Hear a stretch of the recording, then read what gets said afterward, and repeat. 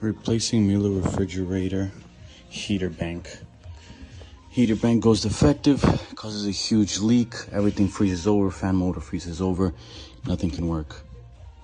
So I'm gonna take this apart and replace everything pretty much. Start out with 4 screws, of course T20.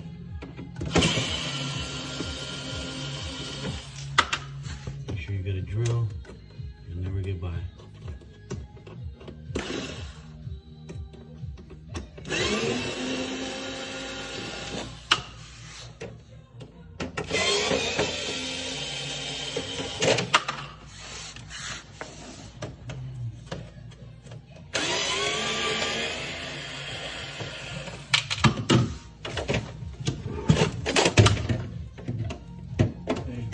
Okay, so I defrosted enough to take out the styrofoam. The styrofoam comes after that panel. Of course, you have your temperature sensor right here. Disconnect that whenever you get a chance.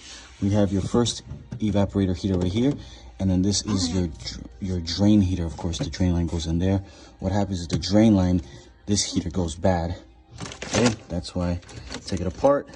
You see how you have no frost up here? It looks fine, but of course you can only get so much because of course your fan motor will eventually, as you can see, ice over here, big block of ice. Your fan gets frozen because your fan does not circulate anymore. It'll create the small frigid ice over here on the evaporator. Once your fan goes bad, your ice maker will not work, of course, and that's that. So now we'll be taking it apart and replacing your heater. I have here your heater. Okay, so big block of ice because the heater from this portion is not working. Of course, it'll freeze over your fan motor. Frozen solid, all this ice. Next would be removing the fan motor by removing the evaporator from its clips, pulling it down. We have a styrofoam here that holds this temperature sensor. Once you pull it down, you will be able to see the screws that are behind it, which were located right there. I already removed it. We have them right here, of course. And once it's all removed, you can pull out the fan. And of course, here we have a bunch of frost. I'll have to steam it out. And also a bunch of frost in here, which is very bad. So now I'm gonna steam it out. All right, now everything's put back. Styrofoam piece has been put back. Remember, putting the evaporator back, you must make a gap between here. If not, you will slice your fingers pushing it back inside these clips. Okay, that's what I did over here. Push in here, pressure. Push in here, pressure. So you can get both clips. It's only 2 clips, two in the front. Evaporator fan motor has been put back. Got 4 screws all over. Of course, fan was put back first. Now it's spinning beautifully. Got the evaporator back.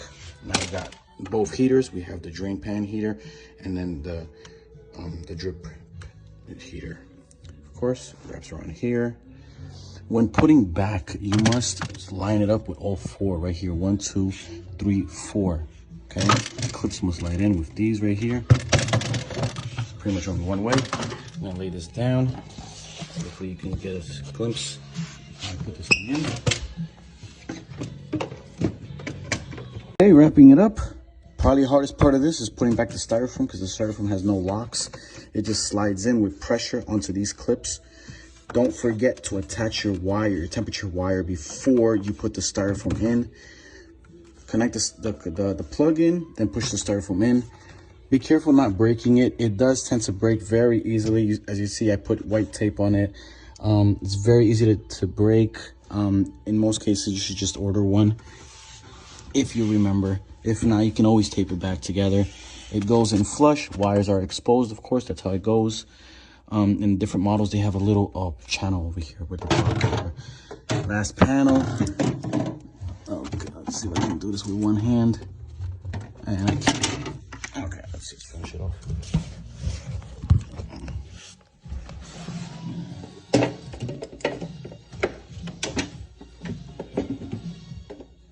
It'd be the simplest